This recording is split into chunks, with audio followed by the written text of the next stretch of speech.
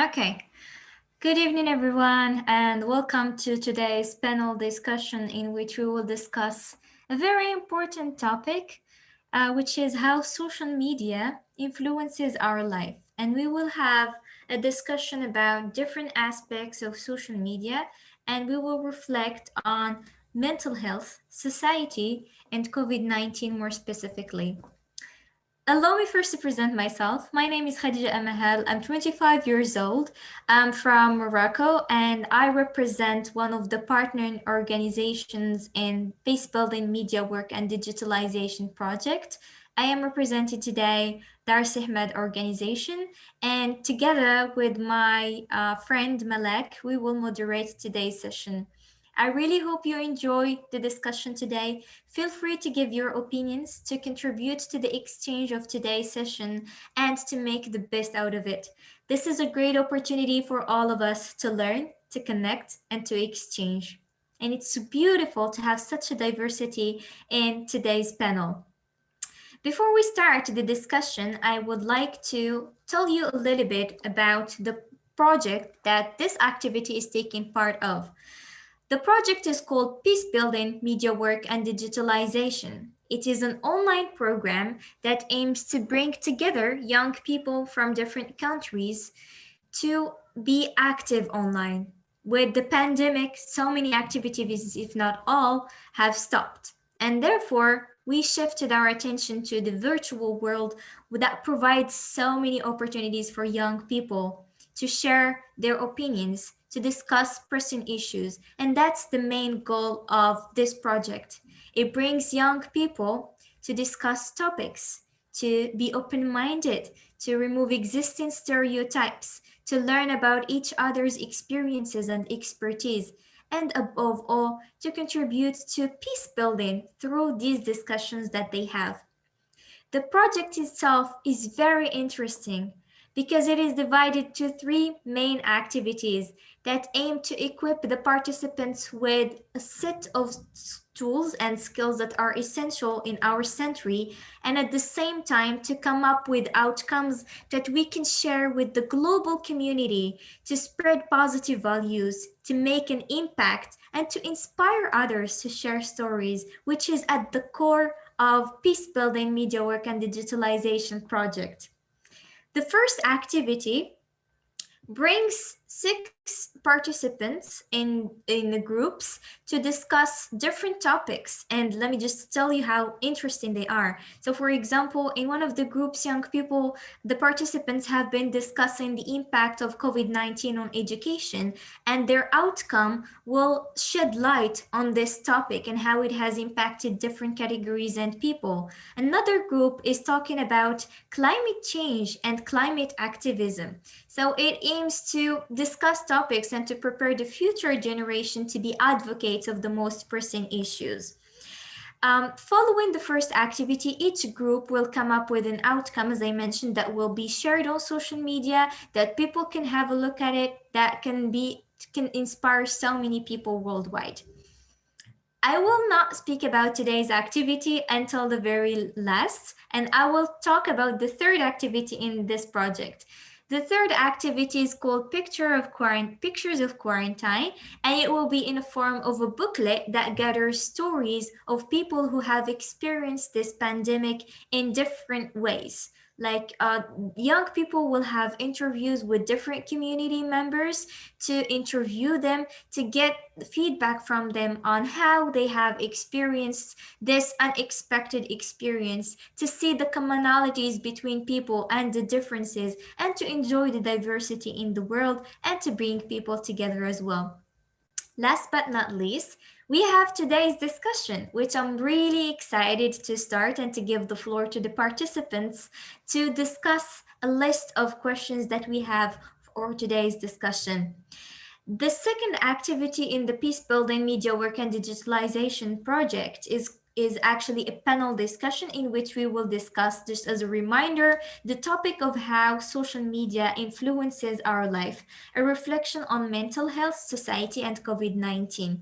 The reason why we selected this topic after a rich discussion with different people, after getting feedback from the participants as well, is because social media plays an important role in our life.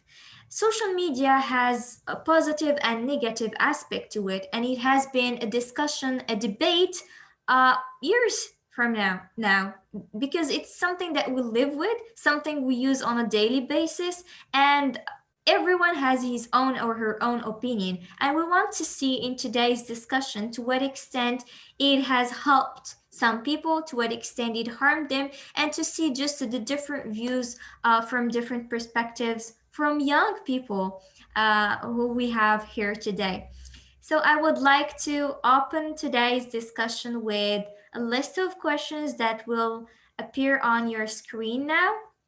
This is a list of questions that everyone can feel free to give their answers, to share with us their experiences, and to feel free to discuss it according to their own experiences. And as you can see, we have a list of 5 questions. Feel free to intervene. And just a quick reminder of some ground rules to make sure that we have a smooth discussion. Please mute your mic if you're not speaking. We would like to see your beautiful faces, so if you can activate your camera, that'll be nice. But if you're facing some technical or bandwidth issues, that's okay. You can deactivate your camera.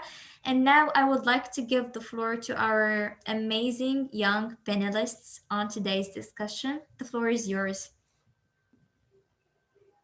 Okay, I'll start. Are you all able to hear me well? Yes, Perfect. please, Lydia. And if you could introduce yourself before.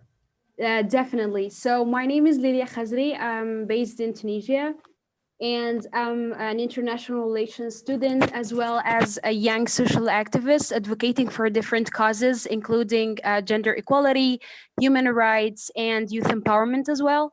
So I have been working with civil society NGOs for almost 3 years now.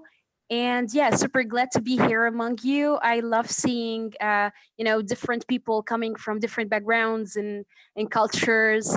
So I will actually select the second question, which is which are the social media that you use the most and why?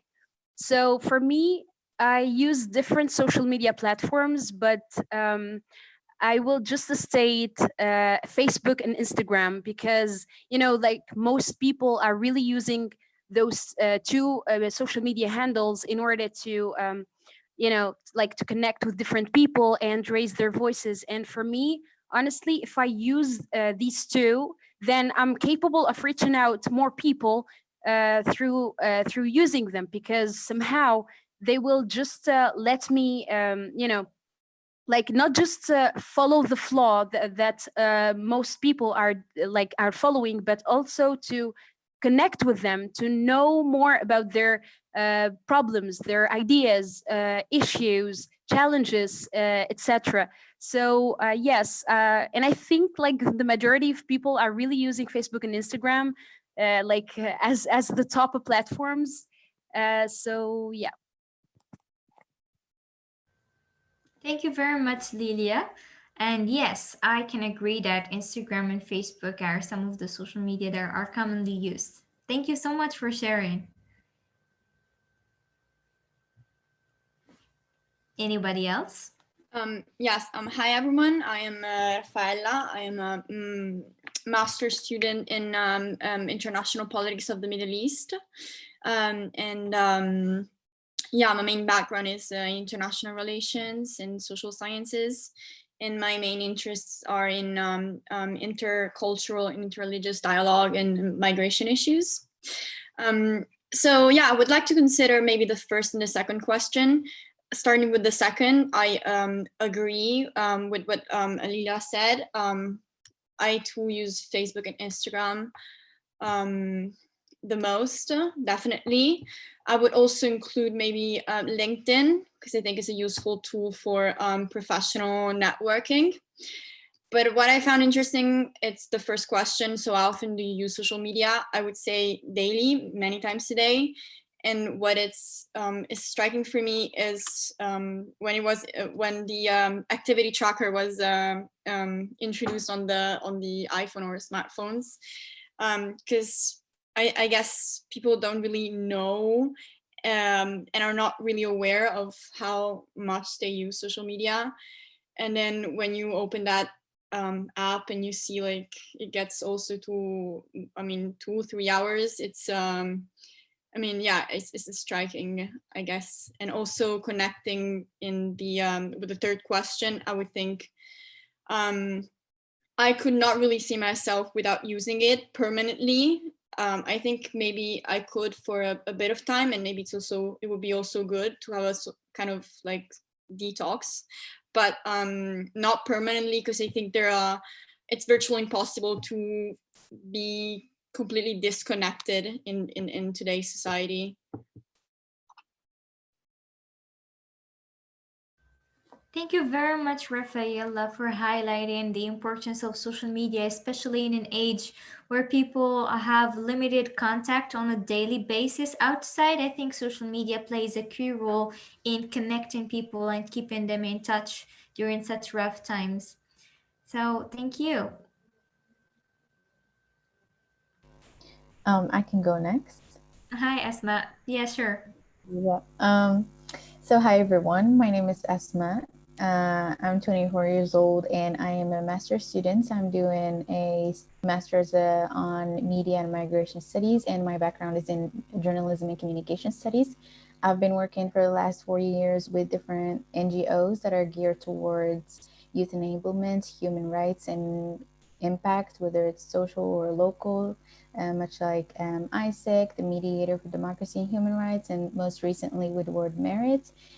I actually would like to connect my answer to Rafaela's last statement, which is, can you see yourself going without social media? And I totally agree with that. You can actually go for a detox, much like I did, for 3 months, but at a certain point, you do realize that there are certain people that you have to connect with, but they're only based on a single platform, and they cannot reach out to you, and you cannot reach out to them if you exclude yourself from that social media. And also the fact that the content is different.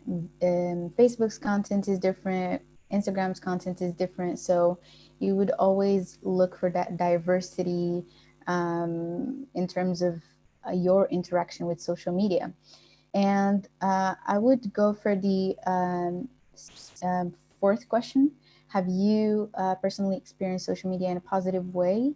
Yes, and that is because I personally like to use social media for education purposes. I like to go and visit organizations' website, and even just pages, like, just a random example, but did you know pages where they give you information about certain topic and things like that. So I do think that social media can be used in a positive way, whether it's for education or for retrieving information and news. And that's pretty much it. Thank you, Asma, for sharing your experience as well. I think for some time we always need to stay away a little bit from social media because of the possible damage that it can cause. And this is something that we will discuss further in the upcoming questions in today's panel discussion. And also for highlighting that sometimes social media can actually help us find information. I mean, it's a double-edged sword, and we kind of share the responsibility of how we make the best use of social media. Thank you so much. Who else would like to share their? Can I go next? Yes, please. Okay, so my name is Nuran.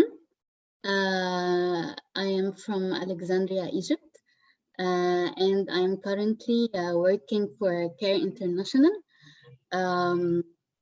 I don't know if you are aware of Care, and NGO working with marginalized groups and refugees and asylum seekers. And beside my work with refugees, I work as a researcher as well, and a community mobilizer for GBV events and campaigns. And I'm also involved in different dialogue platforms as a mediator. And I'm a full-time feminist activist and aspiring contemporary dancer. And I am much looking forward to our upcoming open dialogue and to meet you all. I think as a gender advocate and dialogue reform and a community or public mobilizer activist, social media for me is a tool where you can use to empower the most vulnerable people to vocalize their struggles anonymously, eventually. This would encourage them to speak about taboos and personal incidents, especially when it comes to very sensitive topics like sex and gender-based violence. To mobilize information as to be in the power down the hands in a way for a just community, because power comes in different forms now. So I think, yeah, to have room and access, and first of all, knowledge of usage as to not be dominant from the most in privileged side. This is empowerment. Yet, in the very meanwhile, you can encounter digital harassment, bullying, and hacking.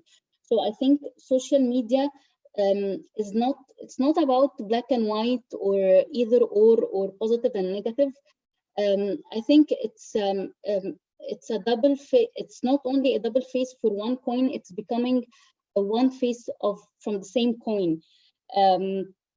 Because in the very meanwhile, you can encounter digital harassment, for example. So I think the digital world and the mass media is becoming very powerful. And I think as human believing in social justice, it is not about dismantling social media or detoxing. I think this puts more responsibility on us as human beings to shed the light on social gaps and causes. So to advocate for digital harassment through also social platforms, to achieve a more comprehensive and holistic approach to the origin cause and abolish the human behaviors itself that might seem harmful for other humans. So yeah. Thank you so much, Nuran. And it's impressive how rich your background is. And I really like what you mentioned, because it's also about giving some recommendations of how we can actually fight the negative aspects or any monsters that social media has created or will continue to create. And creating policies is definitely a solution. So thank you so much for highlighting that. And we would love to hear more from you in the upcoming questions. We still have 3 minutes for your interventions before I give the floor to my friend Malek. So if you have additional remarks or experiences that you would like to share, please feel free. The floor is yours. Okay, so I can go next. Hi, Tasneem.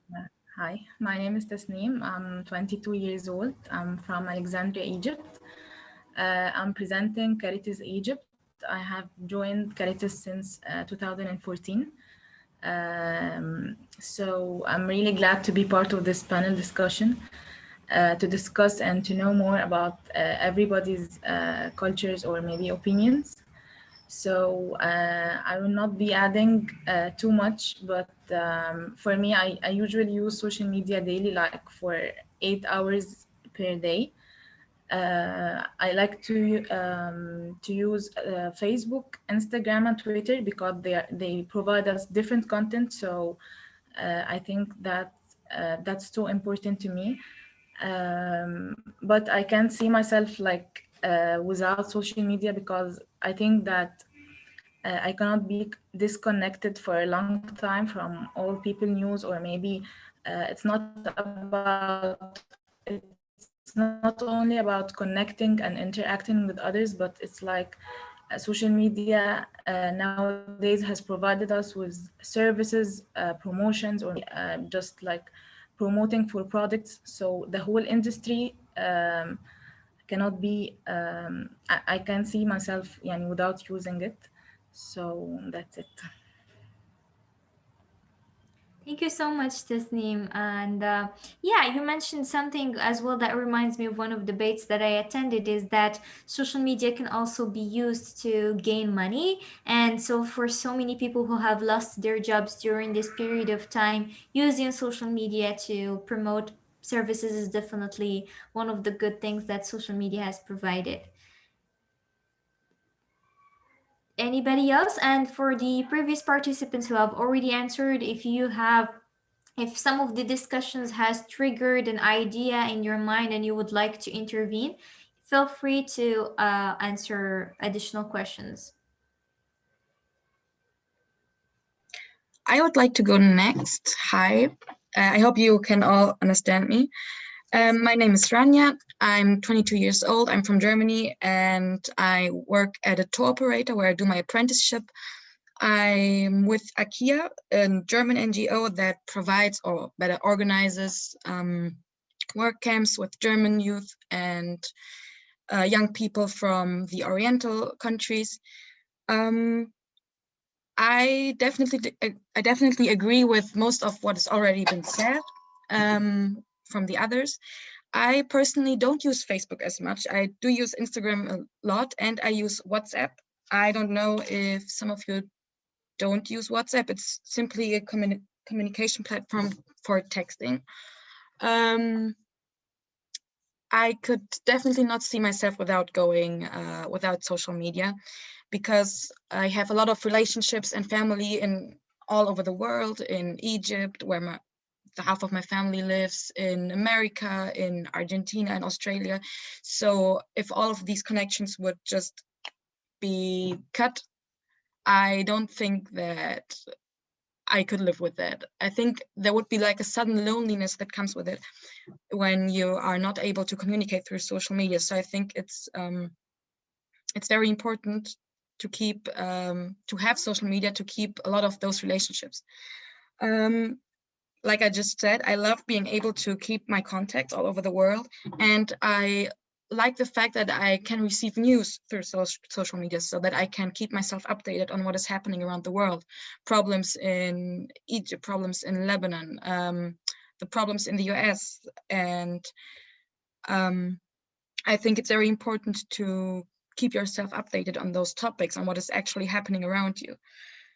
What I don't like is sometimes you have like a kind of pressure on yourself when, for example, your friends expect you to respond immediately to what they just sent you, to post, to text, which I don't like, because I don't like being pressured. Or I also do think that some of those relations, that some of your friendships can actually break over disputes like this. So I think that it has a toxic aspect to use social media, so that sometimes I do wish that there just wasn't social media, so that you just couldn't keep contact. But you always come to one point where you find yourself that it's not possible anymore in our society to go without. I think somebody just said that also. So yeah, that's the things I can add. Thank you so much, Rania, for sharing. And I can see so many things in common between the interventions that I heard so far. And something that you mentioned, which is related to receiving news, and that requires again a lot of critical thinking and capacity to filter between the news to see which ones are true and which ones are fake.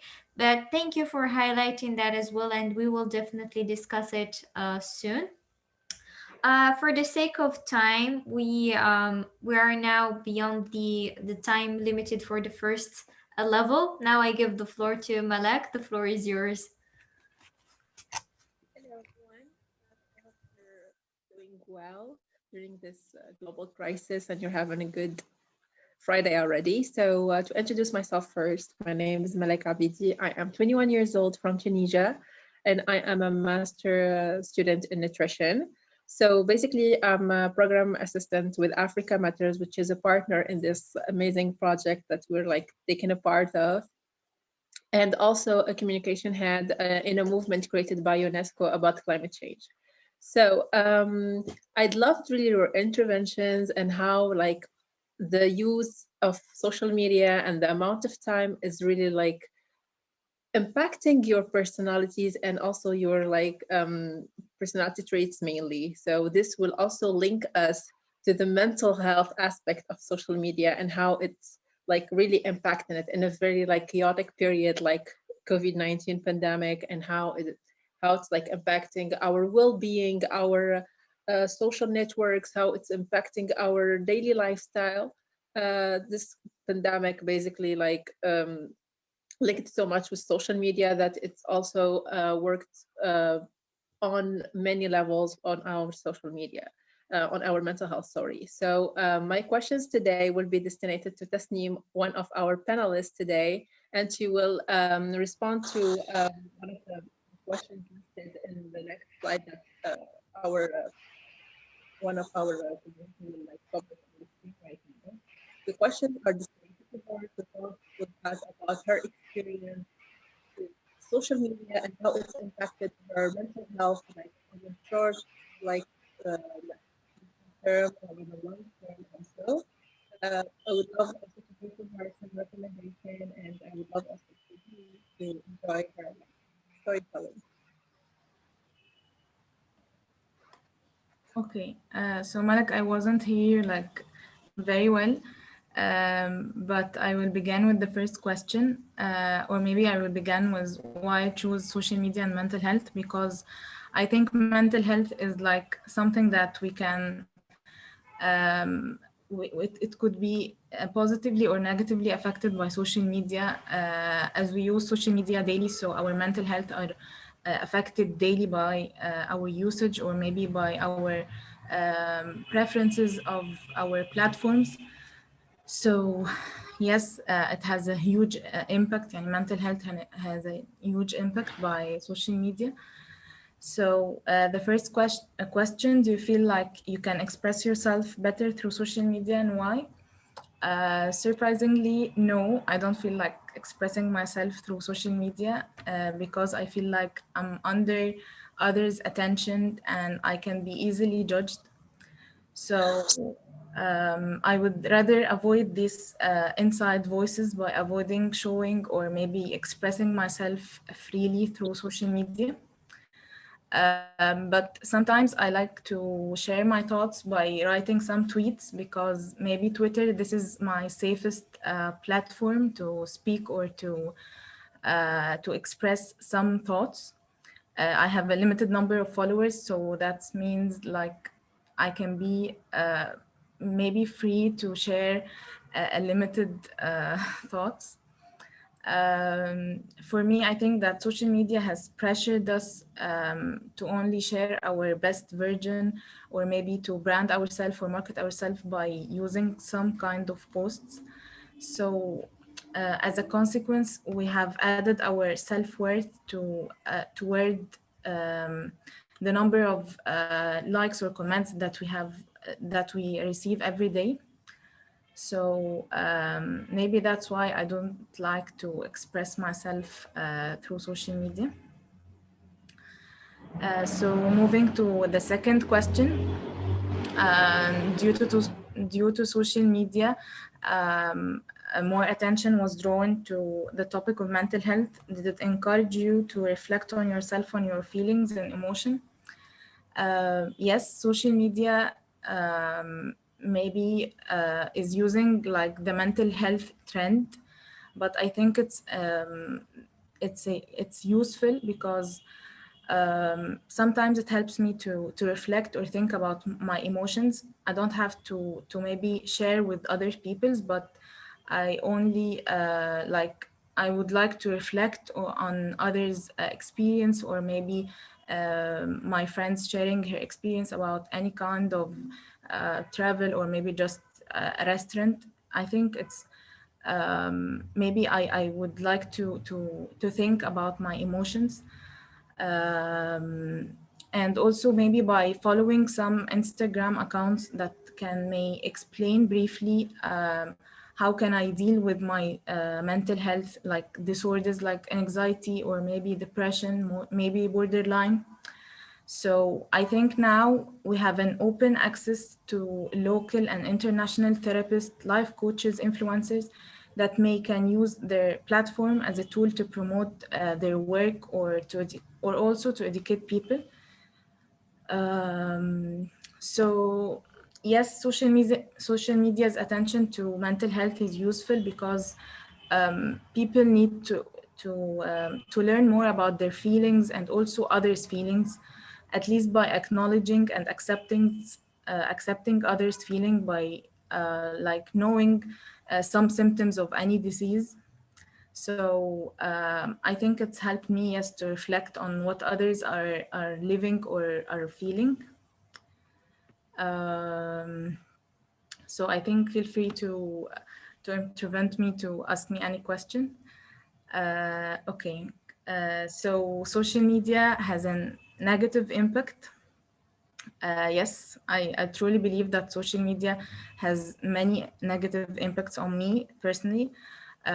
First of all, it's like I'm affected by the FOMO effect or the fear of missing out, like missing out events, gathering, or maybe celebration. So like scrolling through social media on the weekend and it looks like everyone is having great time. Sometimes we may feel like we're missing out this fun, especially when we can relate to being in a bad mood or a bad situation. So you're feeling like you're missing this event. You're not part of it. Another part or maybe another point is comparing ourselves to others, like by seeing their stories, their highlights. We don't really know those people very well. So, and also the majority of social media users only share their sheer filled sides and their very special moments. And we as a followers or maybe as a viewers or friends, we easily forget that their real lives aren't as perfect as they appear on social media. So it really affect or it really could directly affect our self-esteem and our self-perceptions negatively, because we're just comparing our lives to someone else. um, Another funny or not funny, but it's like a very important point that based on a many research they had conducted the number of likes, shares, comments, or maybe a favorable reaction to post, like the later Facebook update about adding reactions to posts. It really could increase or decrease our dopamine level in our brain, which means dopamine is considered as our reward chemical. So surprisingly, the more we are rewarded by these likes or shares, the more we spend time on social media, we spend scrolling. The less we're rewarded, the more the self-harm or maybe the negative perception about ourselves. So I'm just like thinking about if we get a huge number of likes and our self-worth is really related only to how people on social media see or values us, it could also affect us negatively, maybe on the long run, because our maybe on the long run on our normal social life, because we as a human, we have our challenges, our goals, our value that cannot really be measured by posts or stories. So we should feel like we are valuable, not really by interacting through social media, but by interacting face to face with people, not through our devices. Uh, okay, last point in this question, that there is something called security blanket. Security blanket means like whenever we are in a social situation and we feel anxious, and we don't face like this feeling, we turn to our phones and start scrolling down to just neglect others talk or anything. So we neglect our social anxiety instead of facing our actual fears by using like our device to just escape from this moments.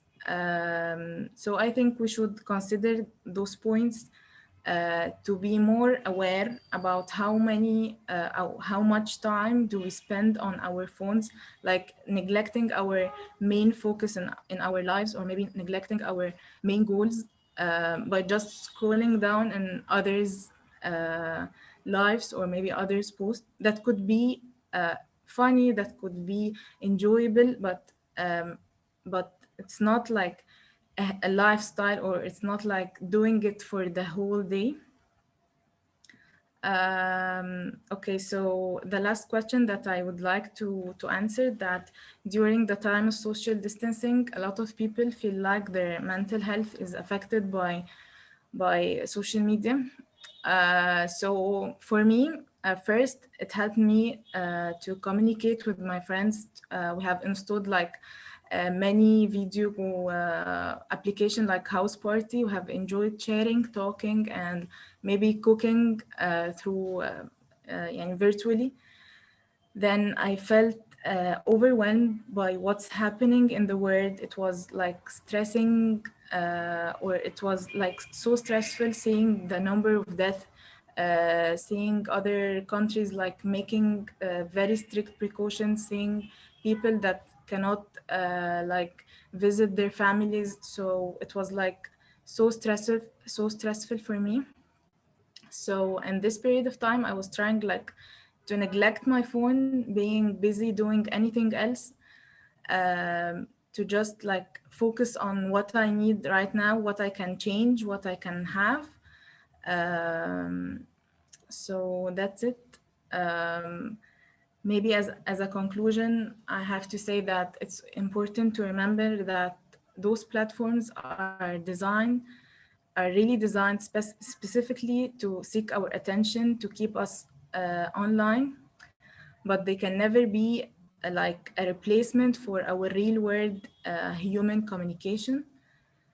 I think I have shared all my thoughts about mental health and social media. I really hope you have enjoyed my those couple of minutes, and if you have any question, please let me know. Awesome, wonderful. Thank you so much, Tasneem, for sharing your thoughts with us. That's really like made us reflect more about how life is going on around us and how things are going, but we're not really paying attention to it. So thank you so much for sharing your story with us. Basically, that also reminded me of something that I just read on UNICEF platform, which is 75% of youth during the pandemic are like elaborated or developed mental health conditions during this pandemic, which is pretty much tragic for us as is the youth community, like being impacted just by comparing themselves to others. So this is a great opportunity for all of us to take a step back and reflect on our use and to eliminate all toxic stuffs from our lives. So basically, we still have 1 minute and 30 seconds. If anyone wants to share an opinion with us, that would be absolutely like wonderful to close this level with you. And yeah, the floor is yours.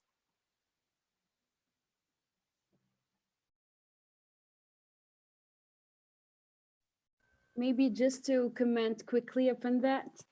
Thank you so much, Tasneem. I mean, I'm really like amazed by the amount of ideas that you elaborated within your presentation and so on.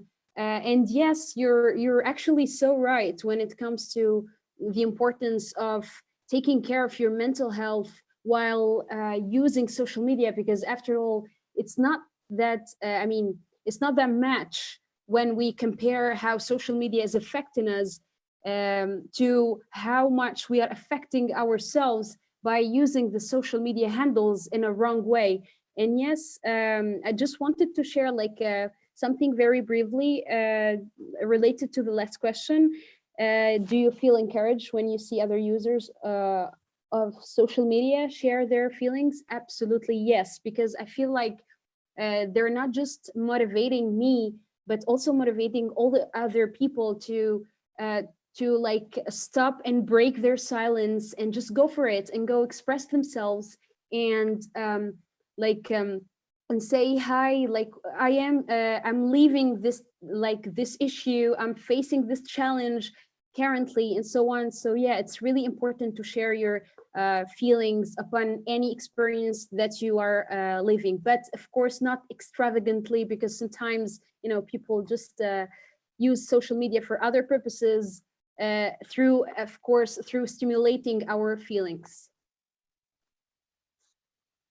Thank you so much, Lilia, for your insights. And I would love to thank again Tasneem for her outputs as well. That's really, really like wonderful and brilliant from your sides. This is like indeed a reminder to take a break when needed from social media if you feel like it. Don't compare yourselves to other, because it will absolutely even ruin like your self-esteem, and you will be like low maintenance and everything. So I do like to the time limits and everything. I would love to give the mic now to my partner in this moderation of the panel, to Khadija, in order to go to the third level, which is indeed also important in this. Thank you so much, Malek, for the smooth moderation. And thank you so much, Tasneem, once again, for sharing all of these stories and for giving us an insight to your personal life and how you experienced social media in relation to the previous theme that you just discussed. And I would like to start this section with a sentence that you said. These platforms are designed to seek attention and can never replace human interaction. And the topic of this level is actually about social media, relations, and COVID-19. And I would like to invite the panelists, Noran and Rania. The floor is yours. This is the list of questions that we would like you to answer.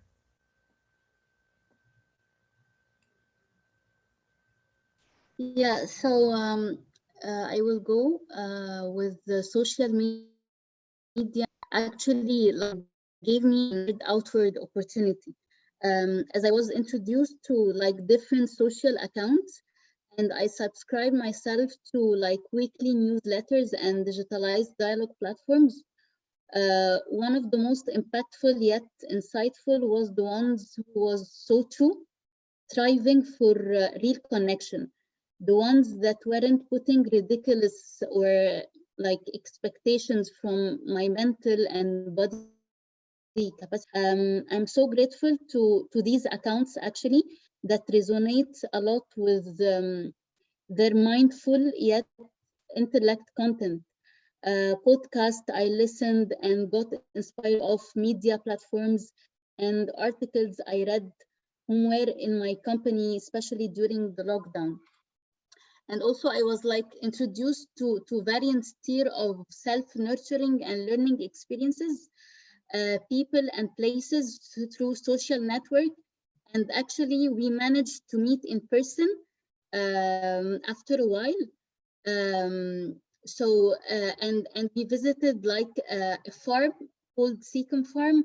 It's in Cairo. It's a very primitive farm, yet it aims to have this sustainable elements inside of it. And it was a very like powerful and insightful place to go. And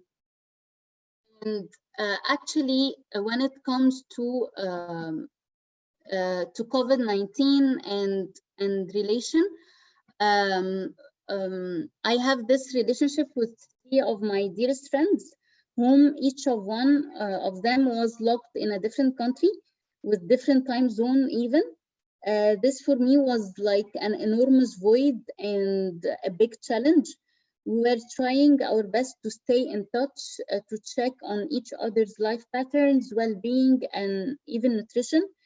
In the very beginning, we had fun and we were spending good times having those weird video calls and screens full of faces and home furnitures inside the camera. We were even like accompanying each other's in our walks as a collective separate activity. Yet when time passes, this scheduled virtual gathering started to fade away gradually. At first, I was anxious to feel like lonely a bit. However, we started to reform an alternative language of communication, voice notes and WhatsApp. Solace revisited me again. Not only, but also I started to write and create like a small audio visual memory as an archive of these very private momentum we were experiencing. Also, I learned how to like respect and accept one's need and to cherish moment of gatherings and sharing stories to authentically like connect while also being apart. So yeah, it was very insightful moment when we were able to connect even if we weren't in the same time zone, and we find like alternative language to reconnect again.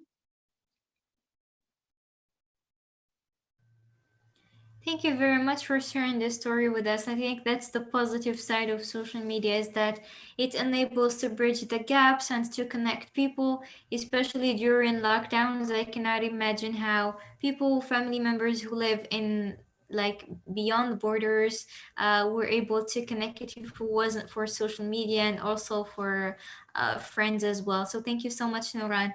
Rania, would you like to add something? Yes, I would like to add something. I would like to start with the positive effect that social media had on my relations during COVID-19. And I definitely think that social media helped a lot with staying in contact throughout your whole contact, the whole world.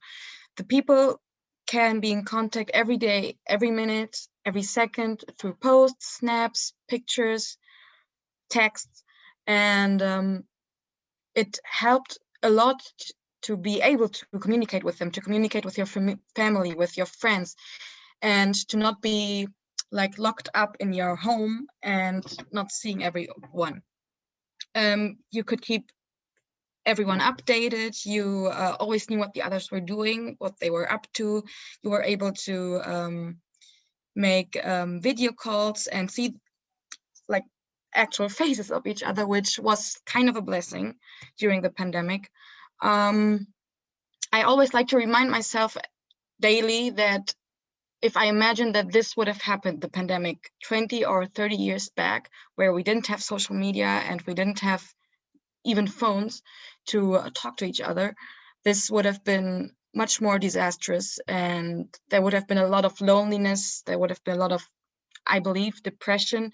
And I like to thank God, thank him every day that we have the possibility that we have today to stay connected and to see each other through FaceTime, WhatsApp video calls, Zoom.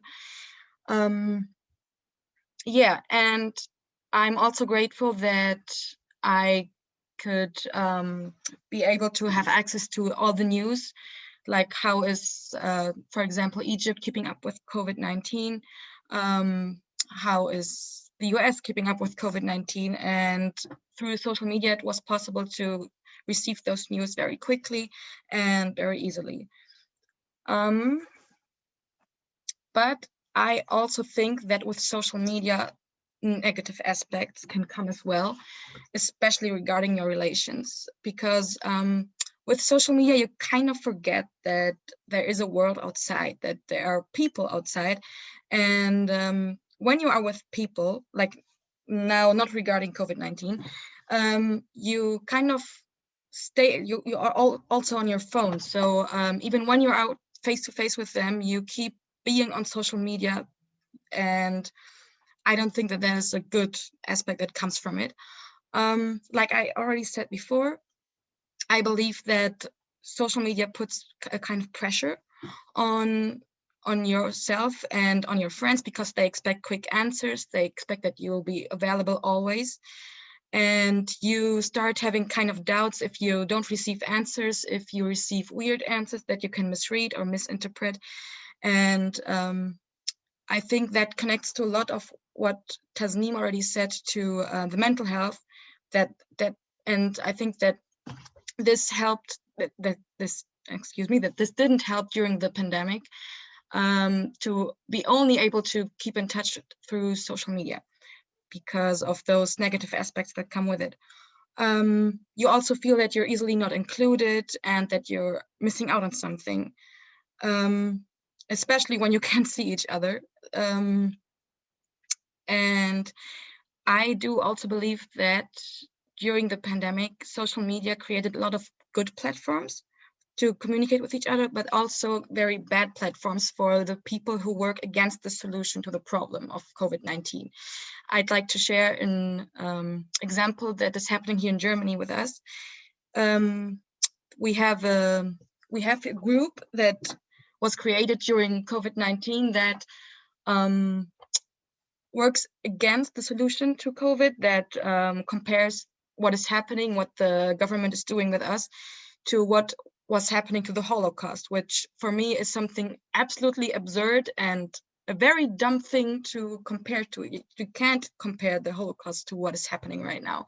It's just like very, very, very stupid, and social media gives them the platform to share their opinions and their views with the world, and to like to let more people in of this group. And I don't think that it is good that they can share all of their views, which are not very helpful views during a pandemic like this, through social media. So that would definitely be a negative impact on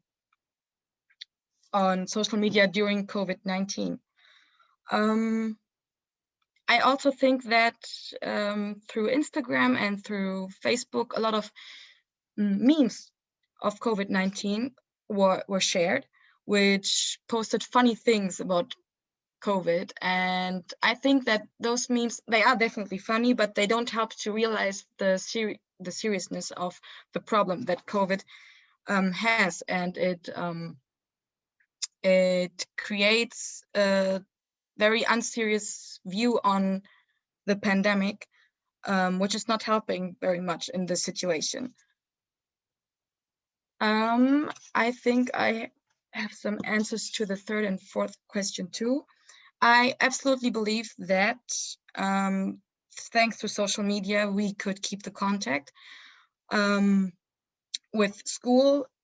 Like the children were able to still have classes, the students were able to have lectures, and I believe that this is also kind of a blessing, because when you imagine that the kids couldn't have gone to school, or that the students couldn't have continued their studies, or that organizations couldn't keep contact, or that you couldn't work, a lot of companies would have gone, like, I don't know the word, but like couldn't go on because they were not able to finance themselves, or the parents wouldn't know what to do with their children because they were at home and couldn't go to classes or see their friends. So I believe that it was very good that we could keep the contact through social media with our friends, that you could make group calls every time, that you could play even like games during the group, during the calls, video calls, and life could continue with social media. I hope I'm not talking too much. No, thank you so much, Rania. Right on time. That's why I just wanted to interrupt you. And my apology for that. What you were mentioning is super important. Bring in different sides of social media. It's just that we're now right on time for this third level, and I would like to give the floor back to Malek. Thank you. Thank you so much, Rania. Thank you for your inputs. Really, like the panelists were just like amazingly amazing with their like insights, their experiences. So we will move now to the fourth level, which is pretty much dear to my heart, which is social media, society, and social engagement.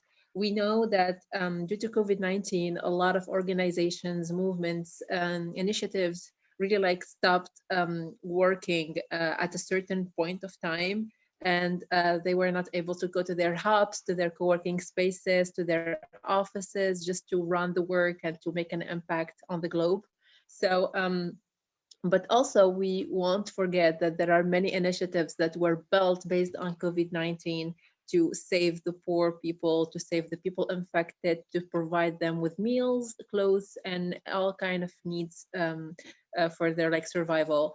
So in this level, I would love to hear from my two like brilliant panelists, Asma and Lilia, their like experience with social engagement and their opinions about society and social media. And to start with Asma, I would love also to let her first read the questions that will be now on the screen, published on the screen. So she will like explain more her point of view, share with us her insights and her inputs. That would be lovely to hear. So the floor is yours, Asma, and feel free to show us what you think.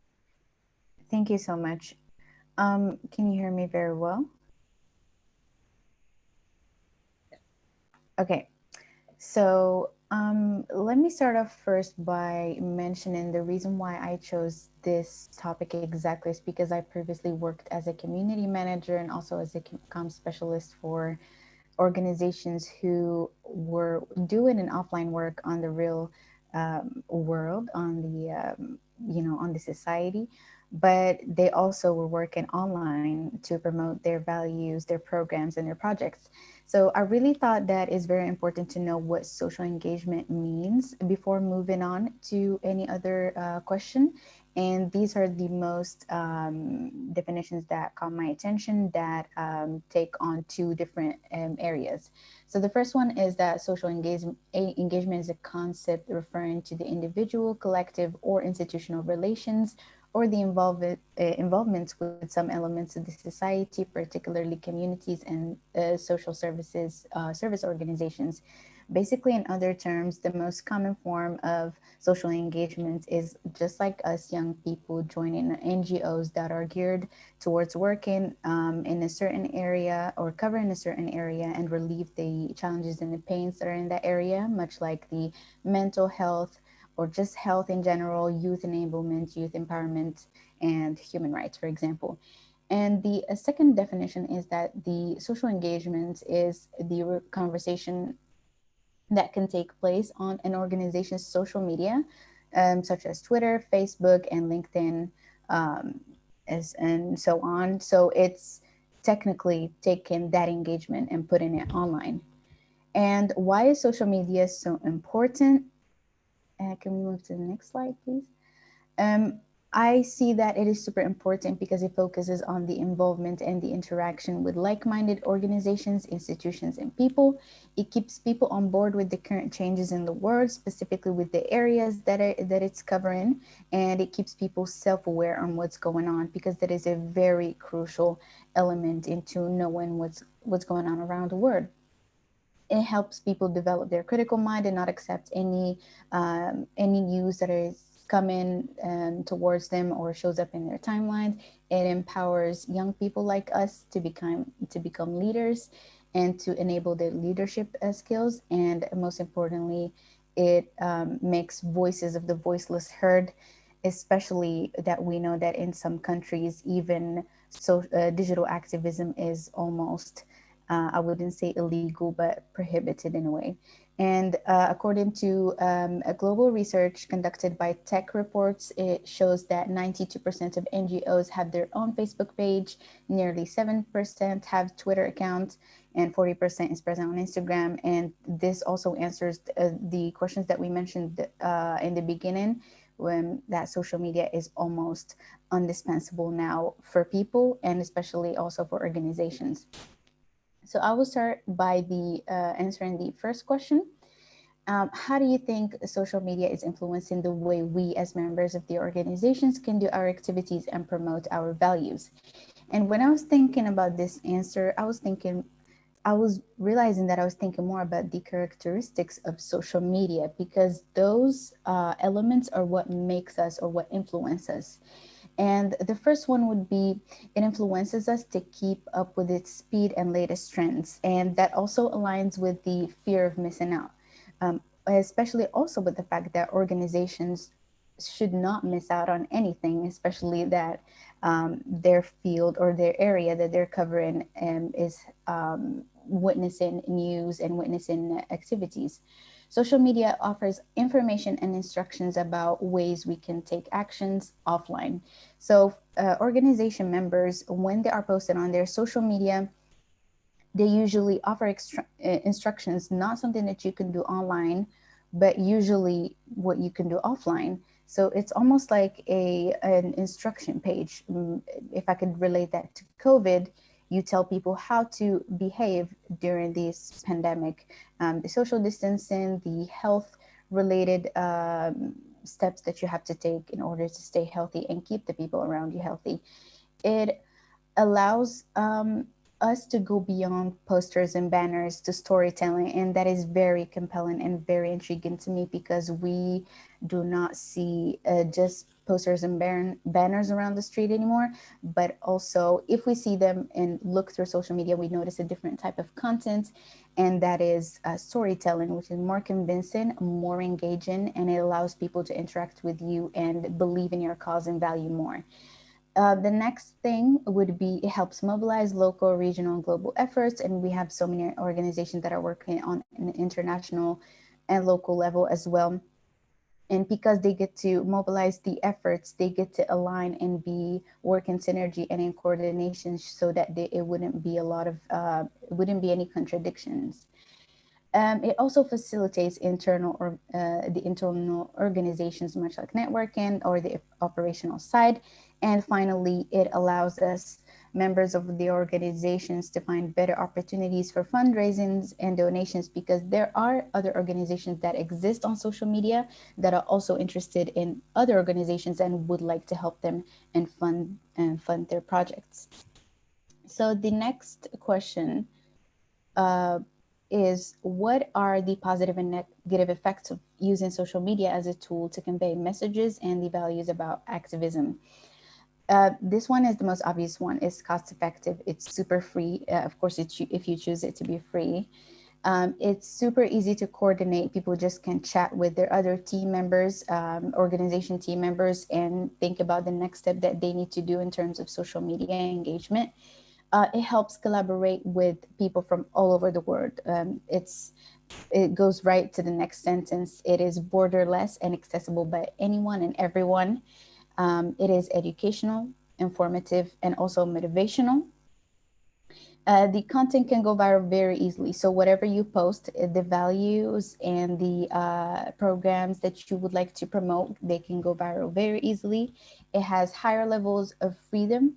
And that's what I like the most about social media, is that people who are not able to speak in real life can move their voices to social media and voice out their thoughts and have people interact with them and engage with them. It maximizes the efficiency in a way that you can reach influencers, decision makers, and policymakers, maybe through one post, one tweet, and your opinion or your mission has reached a policymaker, and that could affect the way they see, for example, the issue that you're covering it within your organizations. And lastly, what I mentioned previously, fundraising opportunities. It allows you to meet people who are interested in your cause, and they get to fund your cause as well. And for the cons, social media is very prone to misunderstandings, and we have noticed and we have always seen many cases of misunderstandings, especially, let me take for example the field of gender equality. We always notice a post about gender equality followed by a number of comments that talks about how gender equality is strictly, for example, for women, and it doesn't include men, for example. Sometimes it leads to contradictions, especially when an organization is not in alignment with other organizations working in the same field. The misusage of content. Some people take the content out of its context and use it the way they want it. They probably retrieve only the information that seems to be useful to them. This is very important, which is privacy concerns. Social media users, and especially those who work in activism, they can be attacked in comments, bullied, spams, and we did notice sometimes that there could be a mass reporting, and that leads to removing their platform and their probably even their only way of expressing themselves. And that also leads to safety concerns. We also heard people getting death threats, people showing up in front of their house simply for the fact that people don't agree with them.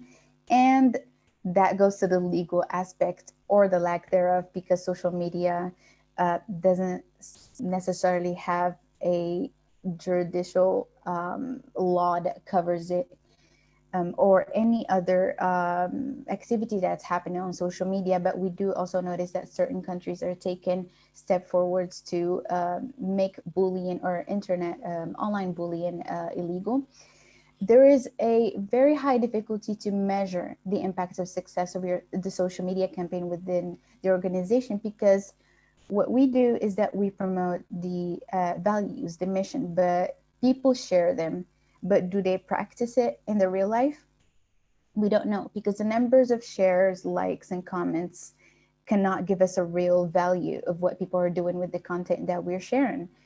And lastly, it could exclude a group of people and or a category of people. And as an example, elderly are sometimes excluded from social media simply because they don't use social media. So they are excluded from your message and from the message that you're conveying, and also your mission. And lastly, I'd like to go over the role of social media, and I chose the here it's almost like a positive role of social media in activism. It's an educational role. It keeps people self-aware and up to date with what's going on in, for example, the human rights area, by telling them the newest laws, the news, the newest programs that are happening, the initiatives created by your organization or any other organization that you're collaborating with. And of course, informative for the simple fact that social media is now almost like a news site. Sometimes we go to social media to get the news. And also the fact that your organization is on social media gives it some sort of credibility and makes it trustworthy, because who's going to see a poster on the street, and when they look for you, they can't find you, and suddenly you want them to trust you when you're unavailable on social media. It works also as it has a role of a motivational role. And I think Lilia mentioned something about motivation. Social media motivates a lot of people, whether through sharing their content, through sharing their experiences and their emotions. And we did notice that people now launch their own projects and their own initiatives in many, many fields. It is a mediator, it is a platform, it is a ground floor for everything that is happening, but it is the carrier of the message. It is the megaphone for those who are silenced in real life, and generally a generator for positive impact if you use it correctly. And these are all positive roles of social media. Of course, it could be either constructive or not constructive if you use it for the wrong reasons. So I think I'm done with my part. So this is my conclusion about the role of social media. If you have any comments or questions, please feel free to ask so. Thank you very, very much, Asma. That was indeed really enriching and full of many information that we needed to know. The link between a lot of things, and basically like the component of social media and activism, which we need to highlight, especially because people think now it's a trend, but no, it's like a total or a whole thing that's happening that highlights a lot of issues around the world. So now I would love to give the floor, or let's say the mic, to Lilia to also express her thoughts on social media and social engagement and society, and I would love to hear from her more. Thank you so much, Malek. Do I still, I guess, have 2 minutes, right? Actually, we can add like extra time for that, because here, like in my notes, I'm taking it for like 20 minutes. So yeah, you still have 5. Thank you. So yeah, I will just go very briefly over the questions concerning how the first one. I mean, of course, social media is influencing the way how organizations and social activists are, are like performing, because somehow it's really helping helping them to promote for their work, as well as to to reach more people whenever they try to advocate for a certain cause, which is really important. Because imagine like trying to trigger different, for example, governmental institutions, and what you are trying to reach is the politicians and all the members of the governments and so on. And through what will you like connect with them other than social media?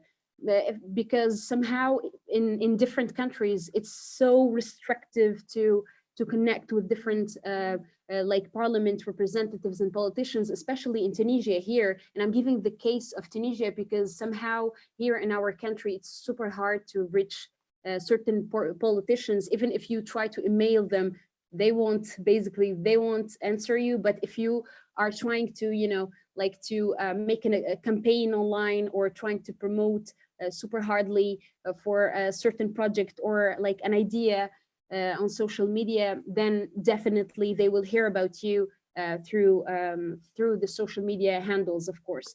And moving to the next question, I mean, like, of course, there are different positive and negative effects of using social media, especially by the the civil society actors, because it really differs depending on the interests of each social activist, of each organization, and so on. For the positive part, um, part, I mean, it's it's definitely a tool to convey your message, to act upon something that you would love to change, to sorry, to convey like a message concerning a specific cause, for example, gender equality, or women's participation in in politics, for example. And it's so important. And for the negative part, I mean, this is what really sorry. So for the second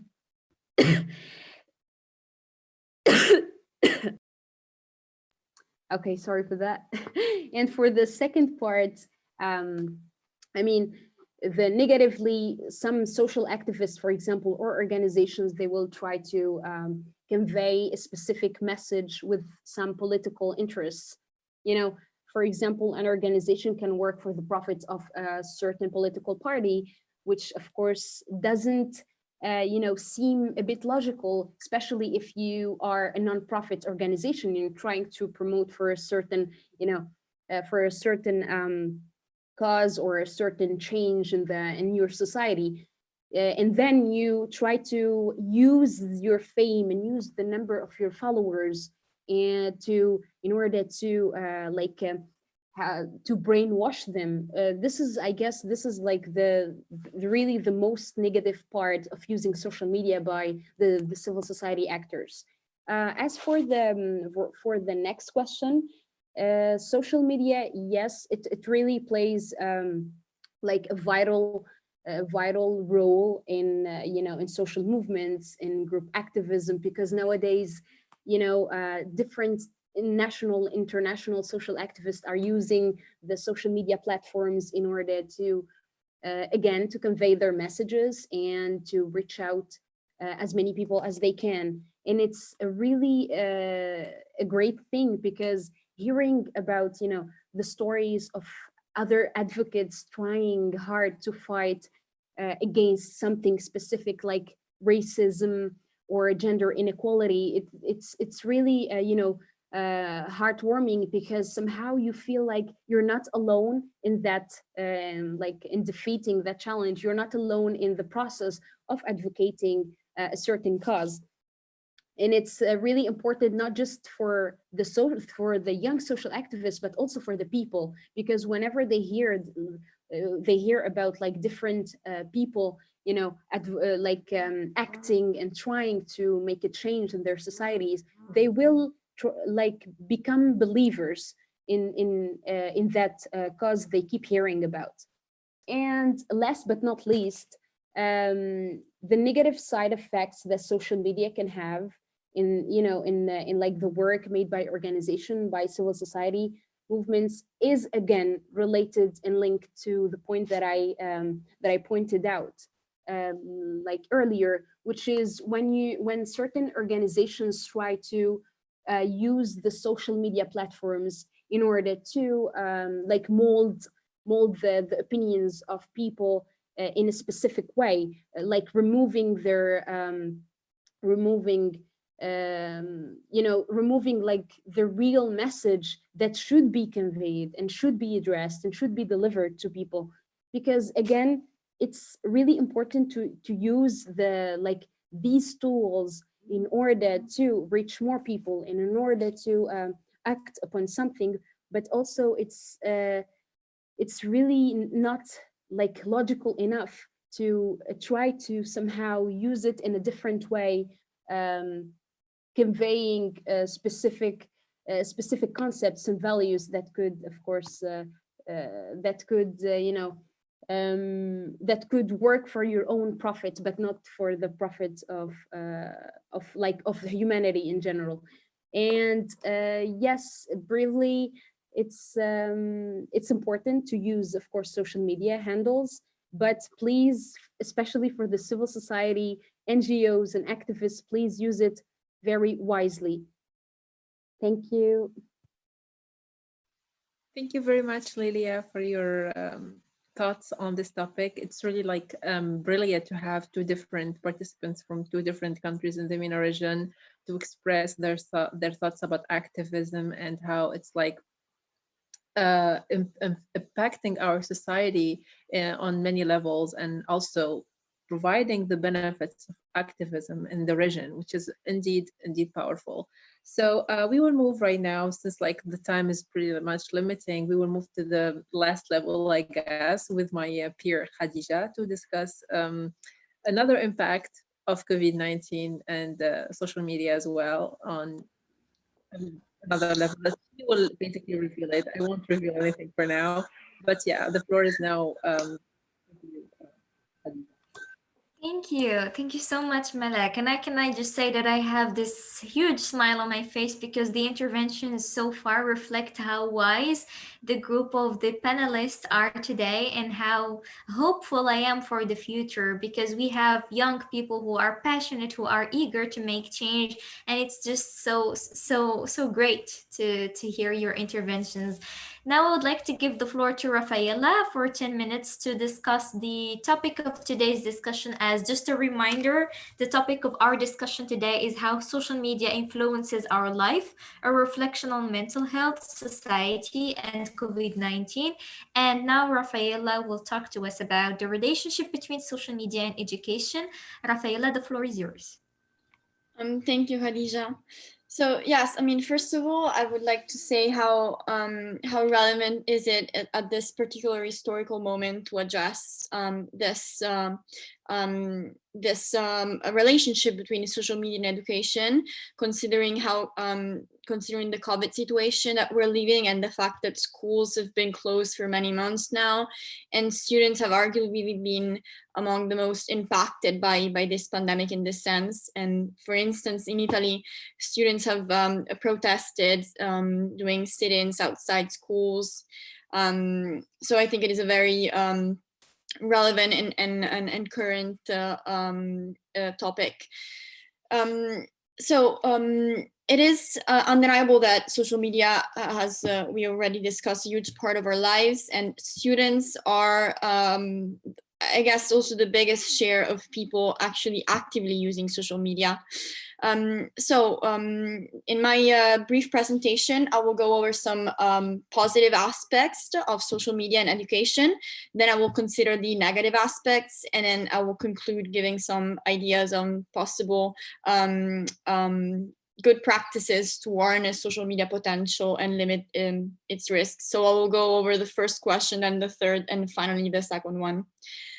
based on this slide. So what regards positive points for education provided by social media. First of all, I would say it's it's an incredible opportunity for collaboration and communication. This way, schools can have the ability to connect with students through various social media networks, and these channels can be used to communicate, for example, academic news, make announcements, but also provide students with useful information, and building engagement actually between school and students, and also among students themselves. And also it's great for collaboration. Because group discussion and even video calls can contribute to the efficacy of delivered team projects, for instance. Another important positive aspect, the second one, I would say, is how it helps in connecting with experts. Indeed, you can, through social media, you can easily connect with people expert in certain fields, which would be otherwise very difficult to reach in the physical world. Social media have also the ability to broaden your perspective on various subjects, and also, so this opportunity of engaging with experts, it can be also useful for orientation purposes. For instance, being at the end of high school, and when you have to face the university choice, it can be helpful to contact people who work in the field and who can give insight into the domain you're interested in, or provide advice, and etc. A third positive point is how social media can help in the research process, for instance, because they're one of the best platforms to extract data, and can also help students to produce and compile a useful content for research. So whether they're working on an assignment or a project, or trying to gain more insight into a subject, some of the best information and results can potentially be extracted from social media. And I think a nice example of this, it's Twitter, and how it provides, for instance, live updates globally. And so finally, one of the fourth and last positive point that I identified is how this new enhanced, what are called enhanced learning management systems, LMS, they are, so they're basically softwares that deliver educational programs and give institution the possibility of providing distance learning opportunities. This has been, of course, I would argue, fundamental in this time of pandemic and social distancing. Yes, I think we started to appreciate their value, especially at this historical moment. So moving on with the negative effects that social media can have on education and on students, these are also four, and I would start with the fake news and disinformation, which I think are very real issues. And so despite the fact that the fake news are not a new phenomenon, but technological advances have constructed this fertile environment for their rapid spread. And so I mean, social media platforms, Facebook, YouTube, Twitter, they offer ground for the distribution of this fake news at an unprecedented level. And this is, of course, and apart from the speed, fake news and disinformation have also become more sophisticated. So it becomes more difficult to distinguish between what is true and what is false. And this can be very misleading and potentially also dangerous. Secondly, I would argue, as it was also mentioned in the presentations before me, there is the risk of cyberbullying. So I read in an article, I was pretty impressed by the statistics, that about 60% of US teens have been bullied or harassed online. And again, even though this is not a new phenomenon, the fact that it happens on social media, it brings a new level of risk, because it is arguably more subtle and less overt than when bullying is carried out in school in a physical environment, when potentially teachers or supervisor, parents, whatever, could intervene or yes, or could tackle it.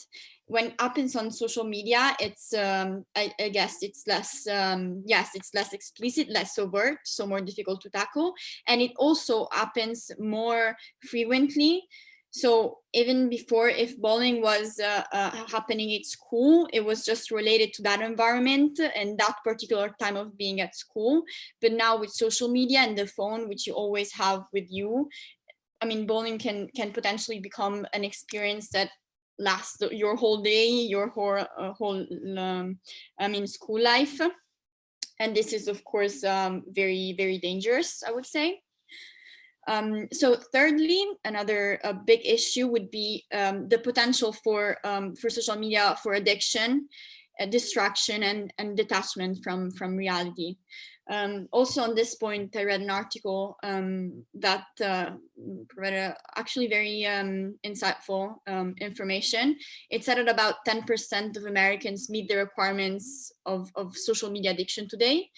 And it defines social media addiction as a behavioral addiction characterized as being overly concerned about social media and driven by an uncontrollable urge to log on to or use social media, and devoting so much time and effort to social media that it impairs other important life areas.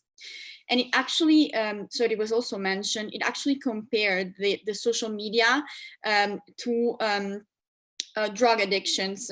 So some studies by neuroscientists demonstrated that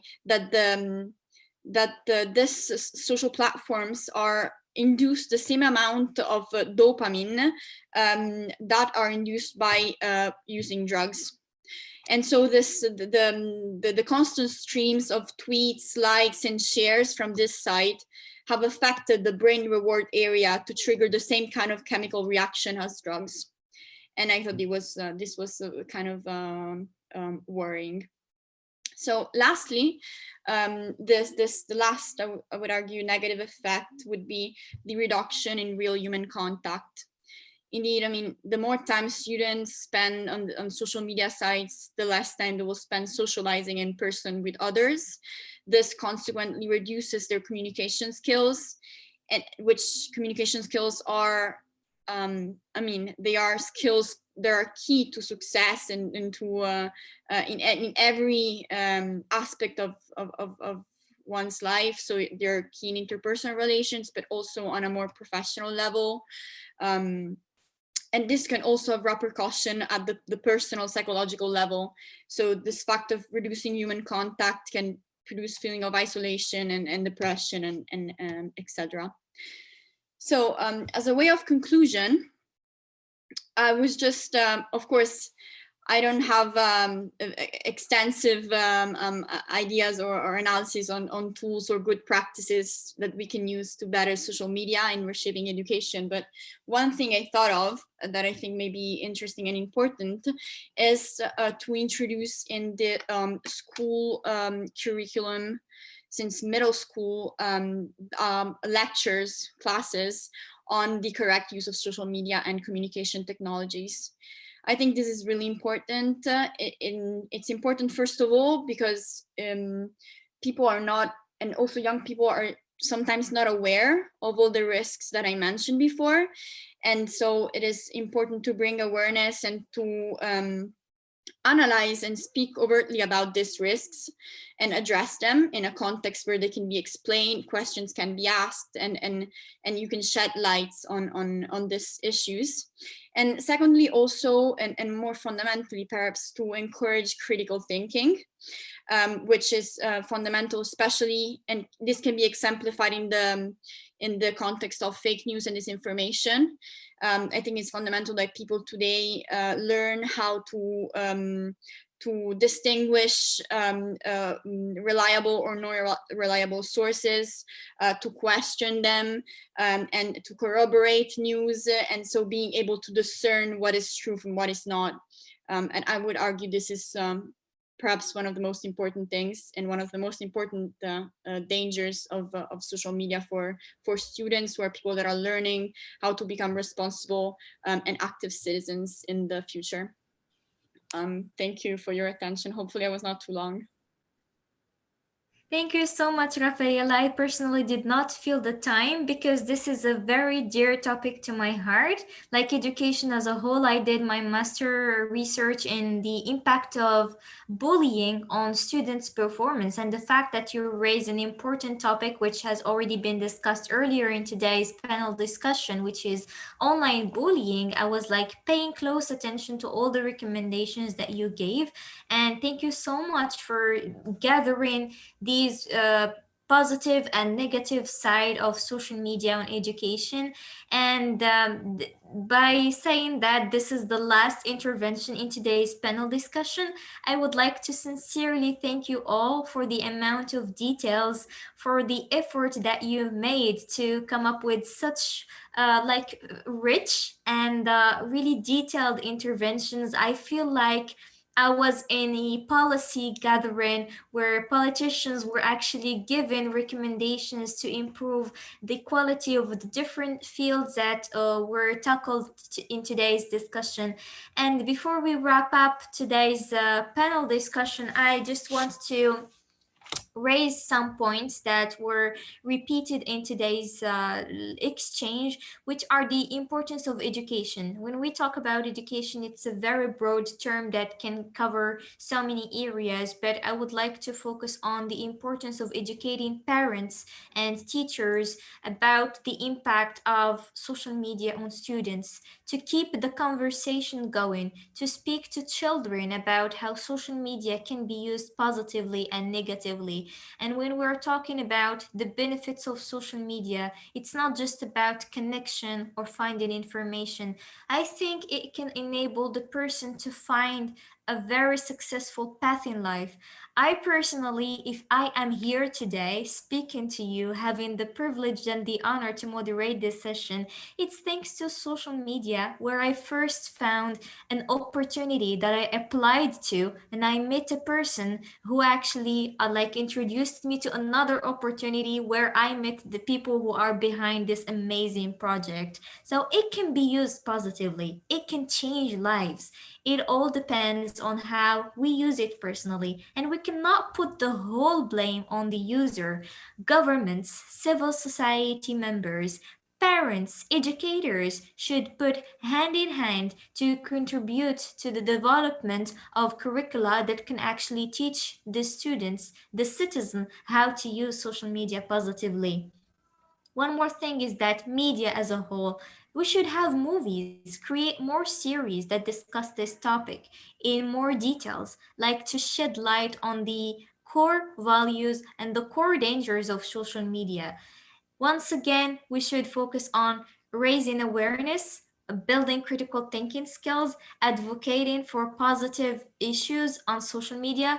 Social media can be used as a platform to advocate. It's a great way to discuss existing issues, to invite people to collaborate, to partner, and to create projects. It can contribute to making a positive impact on human beings.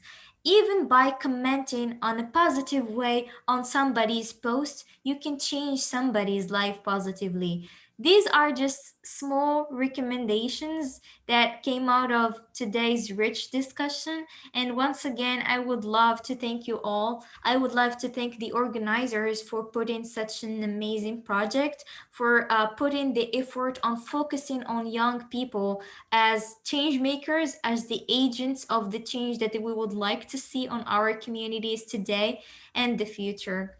And stay safe. Wish you all the best in whatever is coming next.